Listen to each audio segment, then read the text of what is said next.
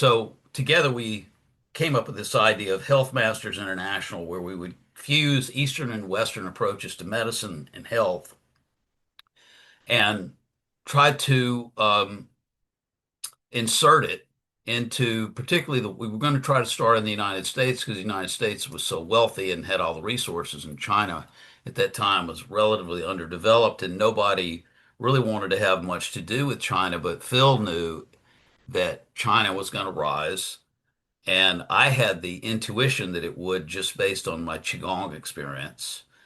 Um, and then the rest is, I'm going to get into in later podcasts and we're also going to get touch on how Health Masters International became Unified Fitness and then became Pulsatile International.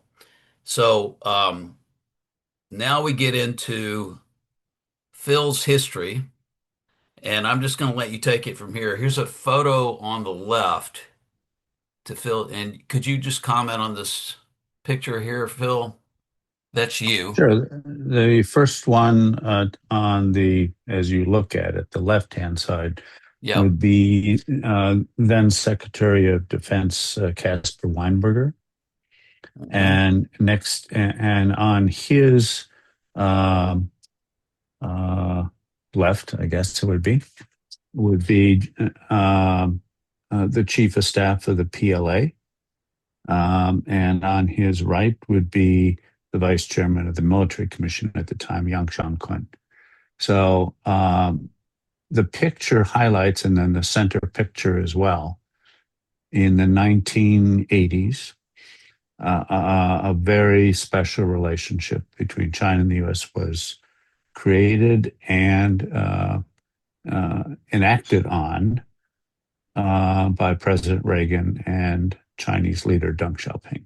So those two pictures capture that. Right. So here's And that was the time I was there, obviously. okay. Here's you and there's Deng Xiaoping, Correct. and this is who's this just below you The here US next? ambassador to China at the time, Winston Lord. Winston Lord, and is this Mhm. Lily back here? The very Yes, back, Ambassador Jim Lilly. Yes. Mhm. and he was the Very much a ambassador. China expert. He was the ambassador when I was there. Later, Lord, later, he was the ambassador to China yeah. while you were there, actually. Yes. Well, I actually met him briefly while I was being chased out of the country. So could you say something about Yang Shang-kun? You've mentioned to me before that you thought he was kind of important um, in Tiananmen or pre-Tiananmen or just Well, perhaps in he was, general, I don't want to point him out specifically. But at that time, and coming out of the revolution in the 30s and 40s, and then going into from the victory of the communists' uh, war and rebellion against the Kuomintang, clearly there were a group of leaders with a legacy of forming a communist state.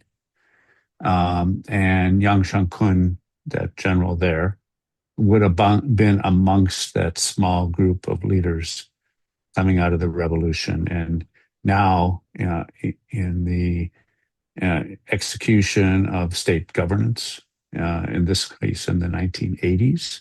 So now Mao Zedong is passed away. The Gang of Four is over, and Deng Xiaoping and Yang Shangkun and several others, uh, about eight of them, were clearly in management and control of the country, and that group established a very special relationship with the United States and President Reagan. okay. All right. And then here you are with the That's the guy that read, defense minister, Zhang Aiping. yes, and he was the defense minister under Mao and No, no, no, under no, Deng. under Dong. No, yeah. But he served with Mao, right? He was part of that Yeah, he was one of group. the generals in the revolution. Yes, Yeah. very, very much respected. And he's important for a number of reasons to you, but for me, the segue is that he had a broken leg, I believe, During the and Cultural Revolution. in the Cultural Revolution, and he healed it using Qigong. it was healed for him using qigong practices and applications. Yes.